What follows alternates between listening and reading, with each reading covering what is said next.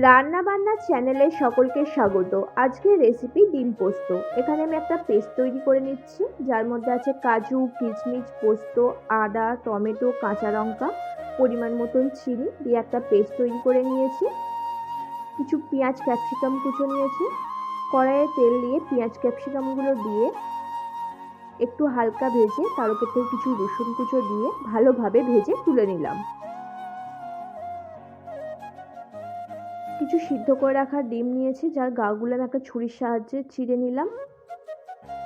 কড়াইয়ে তেল দিয়ে সিদ্ধ করে রাখা ডিমগুলো দিলাম, দিয়ে একটু সামান্য লবণ দিয়ে ডিমগুলো হালকা ভেজে তুলে নিলাম।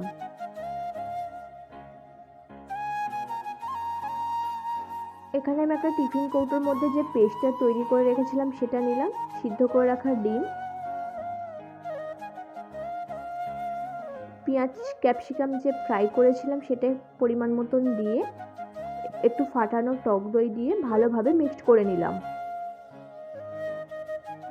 ভালোভাবে মিক্সড করা হয়ে গেলে তার উপর থেকে পরিমাণ মতন লবণ আর একটু পেঁয়াজ ক্যাপসিকামের ফ্রাই, পরিমাণ মতন সর্ষের তেল দিয়ে টিফিন কৌটোর ঢাকাটা এঁটে নিলাম।